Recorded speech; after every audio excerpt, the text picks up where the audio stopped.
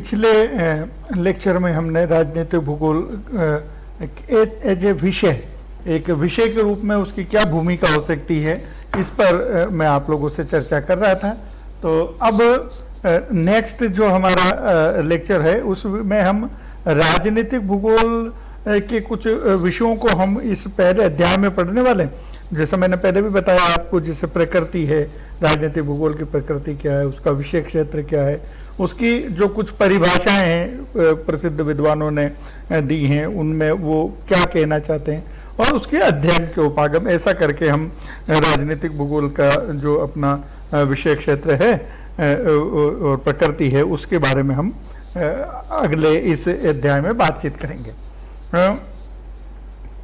सबसे पहले मैंने भूमिका पर आपसे चर्चा की, उसके बाद में मैंने बताया कि हम जो पहला विषय प्रवेश की दृष्टि से, राजनीतिक भूगोल के विषय प्रवेश की दृष्टि से पहला जो विषय हम पढ़ने वाले हैं वो राजनीतिक भूगोल की नेचर है।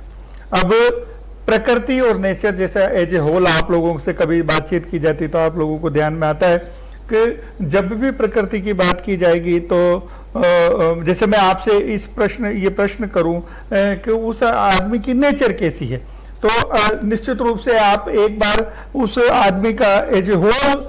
उसका व्यवहार, उसके बातचीत, उसके कपड़े पहनने का ढंग और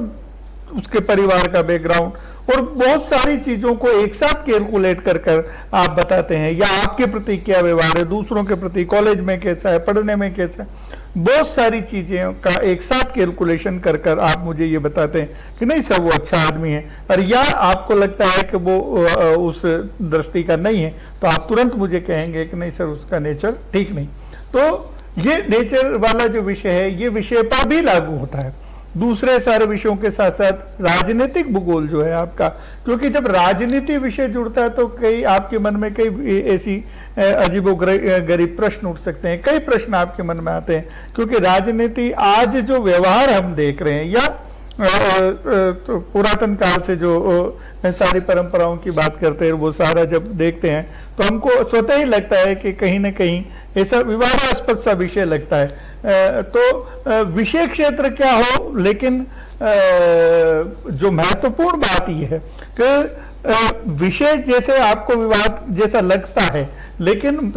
सर्व समाज के हित में क्या बात हो सकती है, भूगोल सारे समाज को लेकर उन राजनीतिक विषयों पर क्या चर्चा कर सकता है, सबके हित की क्या बात कर सकता है, मानवता के हित की क्या बात कर सकता है। यद्यपि आप लोगों को जानकर ताज्जुब होगा कि राजनीतिक भूगोल के जो जन्मदाता लोग थे वो सारे के सारे आपके जर्मनी से जुड़े हुए थे, और जर्मनी के भी उस कालखंड के जब आपके हिटलर प्रभावी था। तो अब आप अंदाज लगा सकते हैं कि इस विषय की किस तरह से शुरुआत हुई होगी, लेकिन मेरा ये मानना है, या दुनिया के जितने भी राजनीतिक भूगोलवेत्ता, पॉलिटिकल साइंटिस्ट हैं, उनका ये मानना है कि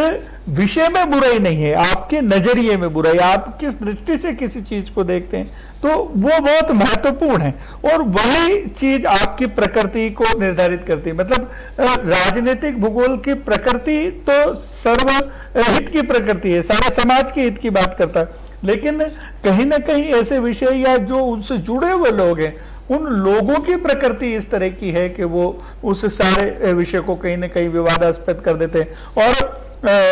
कुछ आगे बढ़कर, जैसे कुछ विद्वानों का तो ये मत है कि दुनिया में जो द्वितीय विश्व युद्ध जो है उसके भूमिका में अगर कोई रहा है तो वो राजनीतिक भूगोल रहा है, और राजनीतिक भूगोल एक ऐसा विचार है, ऐसा थॉट है जिसने दुनिया में बहुत बड़ी मात्रा में रक्तपात किया है। तो ऐसे ब्लेम भी राजनीतिक भूगोल पर है, लेकिन मेरा ये मानना है, या दुनिया के जितने भी पॉलिटिकल साइंस आपके राजनीतिक भूगोलवेत्ता हैं, पॉलिटिकल ज्योग्राफर्स हैं, उनका ये मानना है कि ये परसेप्शन की बात है, ये दृष्टिकोण की बात है,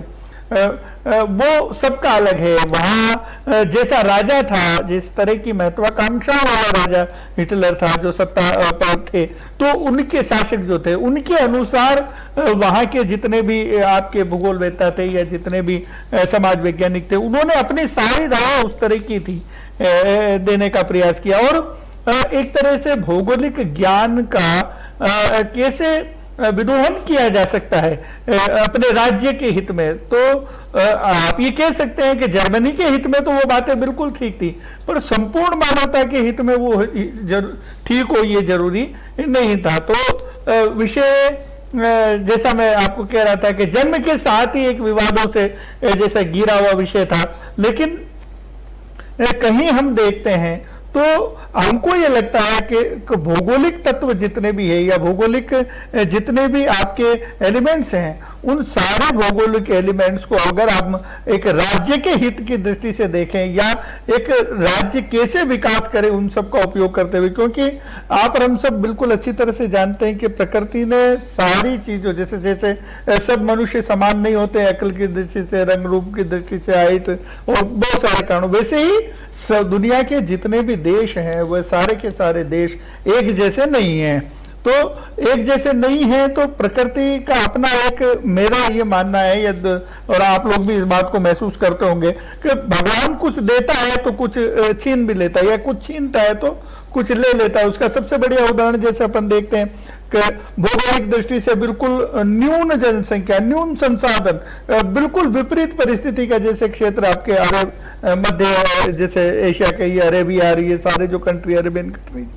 तो कुछ भी नहीं था तेल से पहले। मतलब एक व्यक्ति को पानी के एक लोटे के लिए भी व्यक्ति तरसता था ऐसे, लेकिन प्रकृति ने ऐसा खोल के दिया कि ऐसा मन दिल खोल के दिया है पेट्रोल के रूप में, कहा दुनिया के सबसे धनवान और सबसे ऐसा संसाधन जिसके बिना जो अगर नहीं हो तो एक क्षण के लिए भी आपका संसार गतिमान नहीं रह सकता, वो रुक जाएगा। मतलब जब छीनती है प्रकृति तो किस तरह से छीनती है, और जब देती है प्रकृति तो किस तरह से देती है, इसका एक अनुपम उदाहरण। अब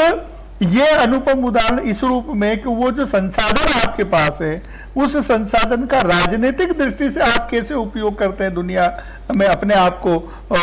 इस्टेब्लिश करने के लिए या अपनी सत्ता की सर्वोच्चता को बनाए रखने के लिए, तो वो आपको ध्यान में आ सकता है। और हम समझते भी हैं कि सऊदी अरब या अरेबिया के किसी अरेबियन कंट्रीज के किसी भी देश पर जरा सा भी संकट आता तो दुनिया की सभी ताकतें जिनके पेट्रोल से वो सब लोग संचालित हो रहे हैं वो तुरंत उनकी तरफ दौड़ के आते। इराक ईरान वाला जो युद्ध आपने देखा ही है, पता नहीं किन के विवाद था दो देशों के बीच में, अमेरिका लड़ने आया, पूरे विश्व के जितने भी आपके सक्षम राष्ट्र वो सब ईरान की तरफ से इराक के खिलाफ लड़ना है। तो ये एक विषय जैसा बनता है, एक विचार जैसा बनता है, एक परसेप्शन जो बन रहा है। तो आप लोगों को ध्यान में आया होगा कि ये एक कैसी अजीब सी थॉट है, तो जिसके माध्यम से आपको लगता है कभी कभी कि जैसे कैसा विवाद सा चलता है, कैसी दोहरापन आपको नजर आएगा। लेकिन यही बात अगर हम इसको मानवता के हित की बात को सोचते हैं तो उसका दूसरा परसेप्शन भी हो सकता है। जैसे अभी आप देखते हैं कि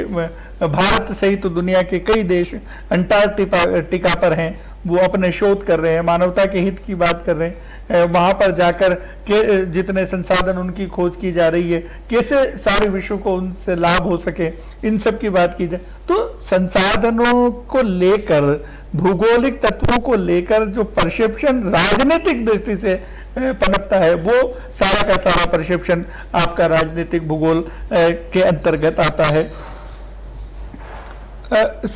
इस विषय में जैसे जैसे आप